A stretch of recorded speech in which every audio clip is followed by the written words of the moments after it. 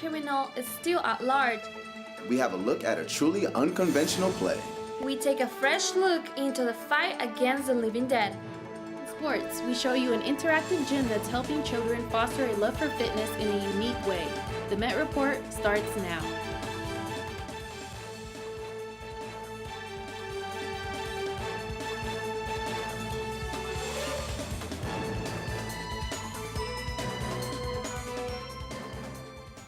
Thank you for joining us on the Met Report. I'm Yahaira Hernandez. And I'm Valeria Herrera. An unidentified subject lit a recycling bin on fire on campus Wednesday night. Valentina Bonaparte with the story. Witnesses were able to put out the fire. The suspect fled the scene riding a bike through Lawrence Street. The suspect picked up a newspaper like this one from the bin, lit it on fire, and put it back into the bin. There were no damages and no one got hurt, but police is still looking for the suspect. Campus police say the suspect had a red ponytail, he was wearing a blue long-sleeve shirt, blue jeans, a black baseball hat, and red and black backpack. If you have any details about this incident, please call at 303-556-2677. For the Met Report, Valentina Bonaparte. Setbacks, President Trump announced on Twitter late last week that he will immediately halt Obama-era subsidies to health insurance companies. To find out how the president's decision will affect MSU Denver students, Met TV reporter Wendy Mills spoke with Steve Monaco, Director of Health Services at MSU. President Trump's stop payment order on government subsidies provided to health insurers has raised a storm of debate. The result of the order contains the possibility of rising insurance premiums and the chance of some insurance companies fleeing the online marketplace. MSU Health Services' Steve Monaco sheds light onto the action and how students may or may not be affected. I think the good news is that the students that are on the university-sponsored student health insurance plan will not be affected at all. And that's because the student health insurance plan is not offered on the exchange, and so subsidies were never a component associated with our plan. Our intent is that we will keep all of the essential health benefits that were part of the original Affordable Care Act. Monaco points out that there was more than one decision made last week at the federal level that impacts health care.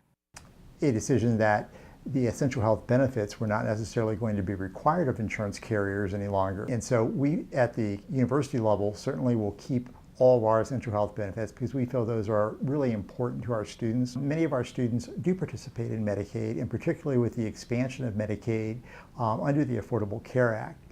At this juncture, nothing has changed with that expansion.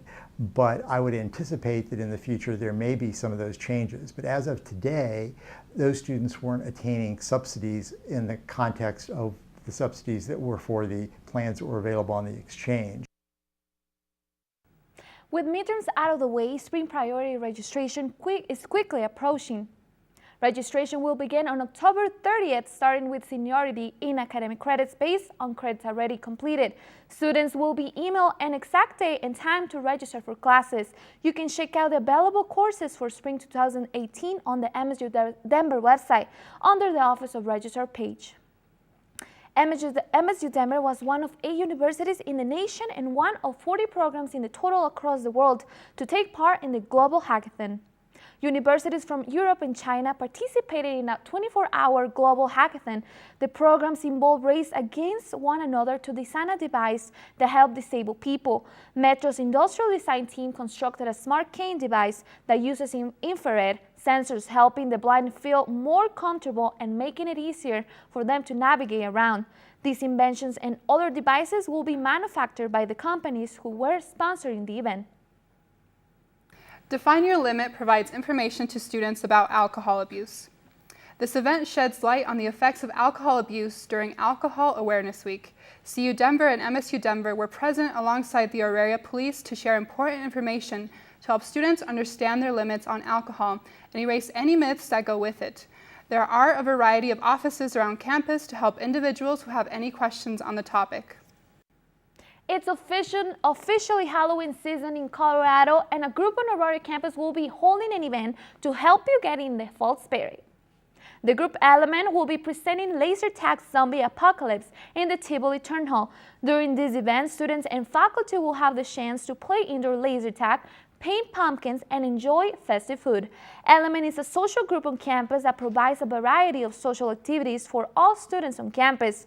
Laser Tag Zombie Apocalypse will take place on a Thursday, October 26, 2017 from 12 to 4 p.m. Well, hopefully we have good weather for this event, Valeria. Yes, let's hope that Janice has good news for us with the weather. Well, for today at least, yes, we're gonna have a lovely, lovely day with great temperatures, but that it's about to change because as you can see, these are the conditions here in our area during this morning, but here in this corner over there, you can see how a cold front is moving in to our area. So everything's about to change overnight. Right now, we are sitting at 73 degrees, and we have winds of 9 miles per hour coming from the south-southwest. Those winds are about to pick up. We're gonna talk about it a little bit later, but these are gonna be our highest temperatures today. We're gonna be on the high of 78, and it's gonna be some clouds in the sky, but not too much. It's gonna be mostly sunny, as you see, and we're gonna have a clear night. At 8, we're gonna be in 61 degrees, but don't think that's gonna change that. That's gonna stay that way. It's gonna change very, very fast. By the end of the night, we're gonna be at 41 degrees, and coming up, I'm gonna talk a little bit about those winds during the weekend and the dramatic temperature drop that we can expect. And also, I'm gonna tell you if Denver can expect rain or snow during the weekend. And we'll see you in the next segment. Coming up with the Met Report, Alina Perry's news story leaves a lasting impression. At Metropolitan State University at Denver, our mission is to provide high-quality, accessible education that prepares our students for successful careers, postgraduate education, and lifelong learning in a global and technological society. Our values of diversity, access, and community help us provide opportunities for our students from all over the globe. In fact, we've just been named a diversity champion by Insight into Diversity magazine for 2016. Because at MSU Denver, we believe in transforming lives.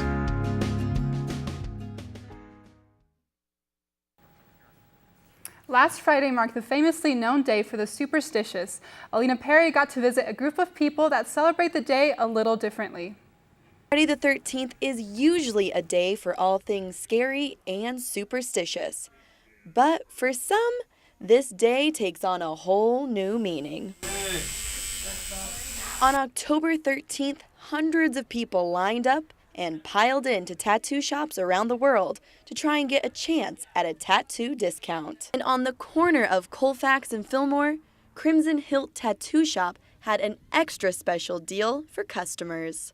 While most tattoo shops only offer a discount on tattoos on Friday the 13th, places like Crimson Hilt actually offer pre-designed tattoos for only $13, plus a lucky $7 tip. Crimson Hilt provided a flash sheet to help customers decide their permanent design. I sat down with tattoo artist Mo Haywood to see how these designs are created. Typically with the flash sheets, with the 4 artists that we have here, we'll design at least one little section of the Friday the 13th flash. This deal brought in tattoo pros, first-timers, and even spontaneous moments. Kind of spur of the moment thing.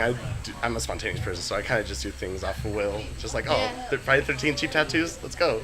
But after spending some time at Crimson Hilt, I decided I also needed to be a part of this holiday.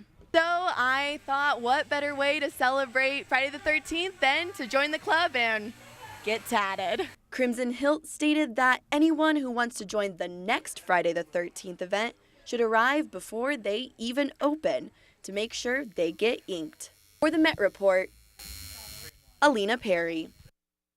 American film director Harvey Weinstein has resigned from the Weinstein Company board of directors. The news comes during abuse and rape allegations that have recently surfaced by dozens of women in Hollywood. The media mogul is fighting to stay within the company by contesting a clause in his contract that would order him to pay the film studio $250,000 in settlement costs for the first case of sexual misconduct and $1 million after the third offense. Some of the studio's box office hits include The Butler and Django Unchained. Harvey and his brother Bob founded the film company in 2005. The first ever Whole Foods will be opening in the Union Station downtown location. The market will also provide 3 restaurants, a mac and cheese bar, and a 100-pound tower of cheese. Other restaurants which are part of the Friends of Whole Foods Market will be included inside the store, providing locals and visitors with a variety of foods and beverages. Whole Foods will be opening its doors on November 15. It's mid-October, and that means local elections are occurring all around the country. This election season, with Rich is voting for a new mayor, Corey O'Leary has more. This year's mayoral election in Wheat Ridge features 2 new candidates. As Mayor Joyce Jay's term comes to an end, Bud Starker and Joe DeMott have been campaigning to follow in her footsteps. Candidate Bud Starker has lived in Wheat Ridge for 42 years and has grown to love the community. And we've got a great population here. It's interesting when I knock door to door, one of the greatest things about it is the people that you meet behind the doors. Great population. Bud's campaign focuses on keeping our neighborhoods safe and opening dialogue between the residents and government. To make people feel as comfortable as possible so that they're able to come in what can be a sort of intimidating environment, but feel comfortable to be there, make sure that they have a feeling that they've had their voices heard. Several years ago, Starker became a local small business owner, opening up the eatery West 29th Restaurant and Bar. Starker believes that Wheat Ridge's retail sector has been lagging behind the rest of the city in terms of growth. So I think we need to be more robust and reach out to good retailers and good entertainment venues that will come to Wheat Ridge and build products that our citizens want. Joe DeMott has been a lifelong resident of Wheat Ridge, and if elected, he will become the first mayor of Wheat Ridge to have graduated from Wheat Ridge High School. He is also the owner of 2 Wheat Ridge restaurants, Pietro's Pizza and Clancy's Irish Pub. Though running a campaign might be laborious, once the victor is announced, they will find themselves with an even more demanding position. Toughest part about being a mayor, having enough time, because I'm on a lot of boards, but I wish I could be on more subcommittees for the boards. The election in Wheat Ridge takes place on November 7th, and to those considering staying at home that day, Mayor Joyce Jay has this to tell you. I say, show up. That it's your decision, your city, you are creating it. For the Met Report, Corey O'Leary. The Colorado theater community is getting a new member of high standard. Producer Jed Bernstein has been hired on as the producing director. Our theater critic Avery Anderson talked with Bernstein to find out what his hopes are for this new adventure. Broadway is considered the pinnacle of theater in America.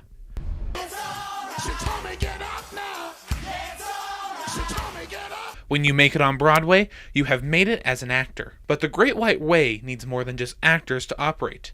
They need producers, such as Jed Bernstein. Bernstein has worked in New York for over 5 decades, producing works such as Driving Miss Daisy, the Tony-nominated Passing Strange, and Tony Award-winning revival of Hair. And now Bernstein and his visions are coming to Colorado, specifically Theater Aspen, where Bernstein was hired on as the producing director. Theater Aspen has been kind of disproportionately visible and successful given its size and its relative location. It's not in a major U.S. city.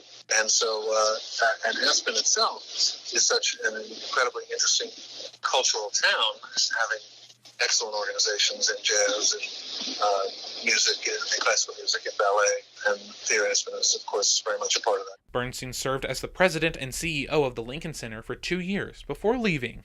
He previously led the Broadway League before that for 11 years. Theater is so unusually impactful in their communities, and particularly in smaller communities where perhaps the impact is even greater on a relative basis.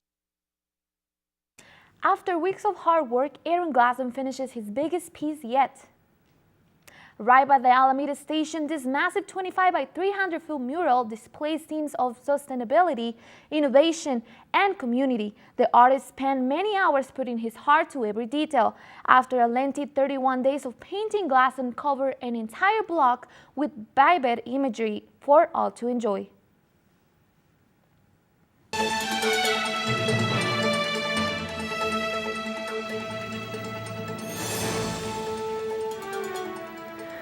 Well, how lovely is going to be to go to this afternoon and tonight to see that mural, because it's going to be sunny, it's going to be clear, but that is going to change so fast because this cold front is going to move really fast and it's going to cover our mountains with snow and rain.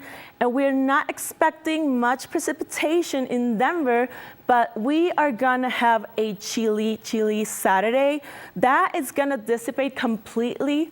Over the weekend, we're gonna have a little bit of higher temperatures during the Sunday, and then by the end of the weekend, all that is gonna push to the east of the country.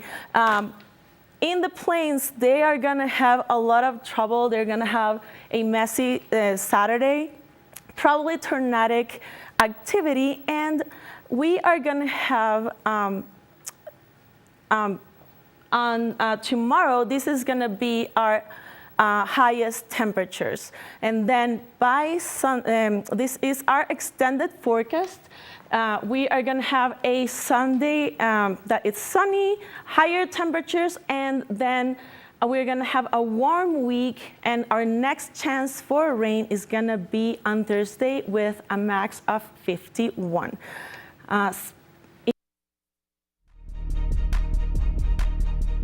Whether it's local news or world news, the Met Report delivers. Along with politics, sports, entertainment, and weather, our Student Emmy Award-winning newscast features only the best. Tune in live to the Met Report every Friday at 12:30 p.m. on Campus Channel 20, Comcast Channel 58, or mymetmedia.com.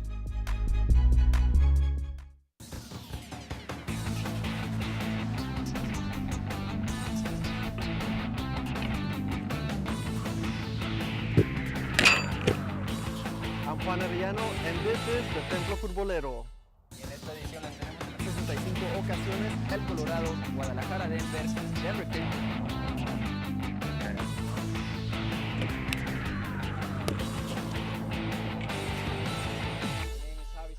And this is El Templo Futbolero.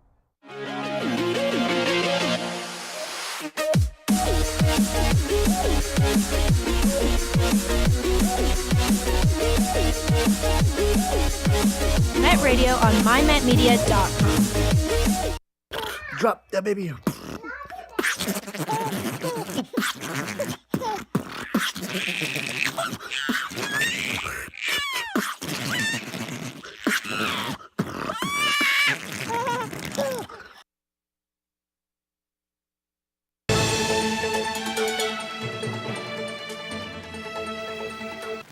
Hey guys, it's finally Friday, and I've got the entertainment news to get your weekend off to a good start. First of all, we have a viral video that's the cat's meow and sure to have you pouring for more. Marvel Studios released a trailer to the movie Black Panther this week. The trailer has already reached millions of views, and the viral video has been well received in anticipation for the film.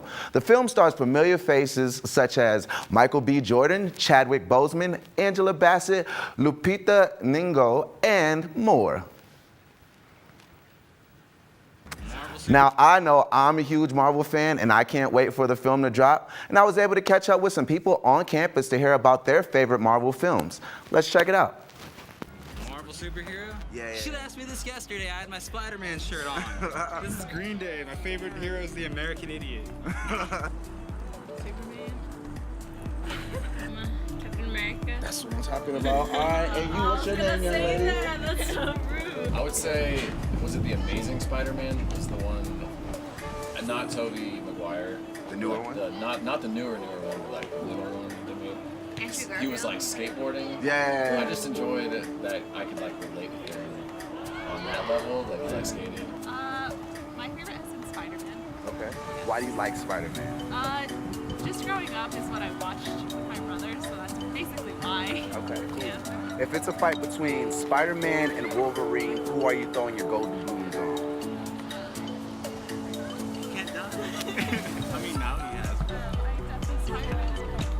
Spider-Man is my favorite. Super chill, dude. Iron Man. All right, super chill. What's your name, bro? I'm Lucian. What's your favorite Marvel movie or character? Probably Wolverine. All right, super chill. And if this Marvel isn't your cup of tea, then maybe this love story is. Rapper Gucci Mane finally said the big I do to his beautiful bride, Keisha Kaor, and everybody is talking about the $1.7 million wedding. The wedding of the year was met with all of Hollywood's hottest celebs and plenty of glitz and glam. Their wedding will be publicly broadcasted on BET as a 10-part series on Tuesday nights at 10 p.m. Central. And you know I got you guys covered with this week's best movies. Check out the must-sees. All right, tomorrow night, you, me, party. What up, say? Mick G's Babysitter is the story of Cole, a prepubescent teen who is in love with his babysitter, B.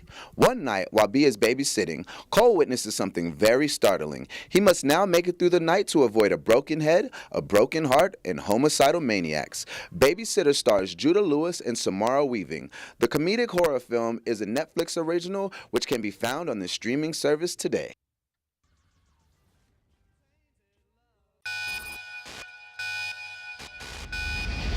In the new climate thriller Geostorm, world leaders come together to create a network of satellites to control the weather. Due to a malfunction in the system, it is now attacking it. Geostorm stars Gerard Butler, Abby Cornish, and is set to hit theaters today, Friday, October 20th. The Denver Center has officially thrown the wildest party. 1920s were lit, but you don't have to take my word for it. Check out the Denver Center's production of The Wild Party. Wildest party this year with their production of The Wild Party.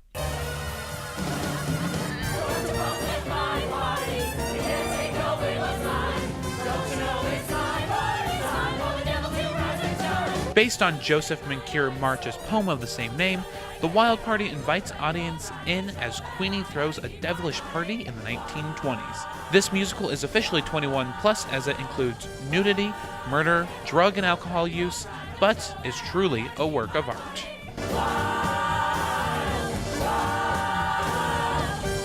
What makes this production so top-notch is Off-Center's choice to stage the show in an immersive setting. The audience is not simply watching the action, but they are a part of it. The Wild Party shines with an all-local cast led by the amazing Emily Van Fleet.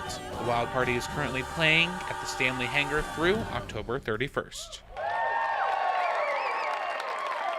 Speaking of plays, let's get into the game. Sports is up next. Stand on the edge of the train station platform. Drive around the boom, gets at a level crossing. Run across the tracks between the platforms. They may not rhyme, but they're quite possibly the dumbest ways to die. There's a million dumb ways to die. Don't let it be around buses and trains. Be safe around buses and trains. A message from RTD. So many dumb ways to die. It's a musical. Something Rotten is an explosion of musical joy. I love it, I love it, I love it. It's got the most laughs, the most singing and dancing, the most surprises, and 10 Tony Award nominations, including Best Musical. It sounds impressive, doesn't it? See something hilarious at Something Rotten. Tickets at denvercenter.org or call 303-893-4100. I'm sure it'll be a show they'll never forget.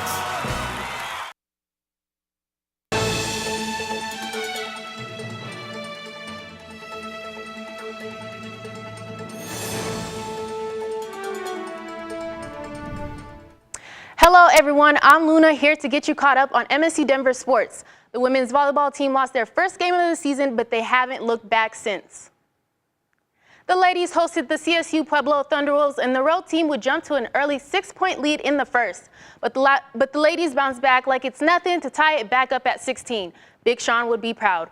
Up 24-23, the Roadrunners sealed the deal with a big kill from number 15, Vasadi Fiatoa, to secure set 1. She finished the set with a team-high 5 kills, and they would carry that momentum into the second set, winning 25-13 and 26-16 in the third. Bring out the broomsticks, the Roadrunners sweep 3-0 over the Thunderwolves on what was Dig Pink Night, and I can dig it.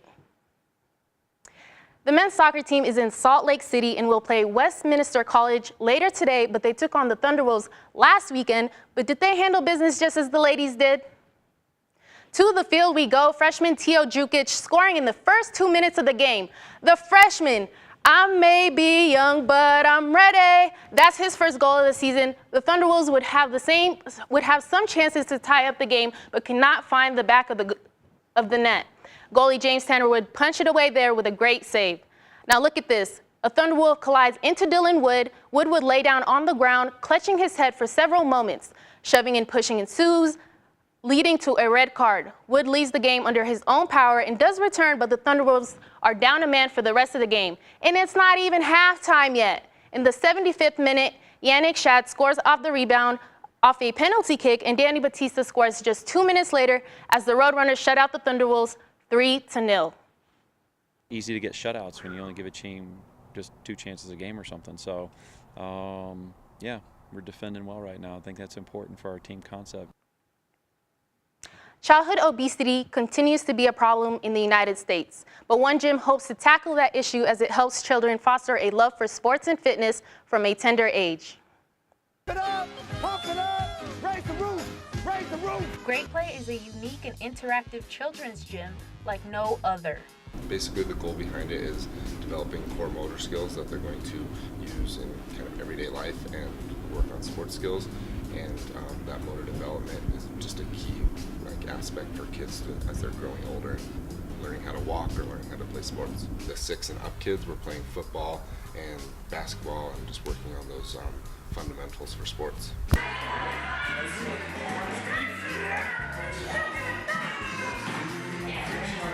We change up the games and activities every day so that it doesn't get stale for the kids, so that they can work on the similar skills but with a different, through a different activity, so that they can learn to jump and run and throw and catch and do all that stuff, but in different ways.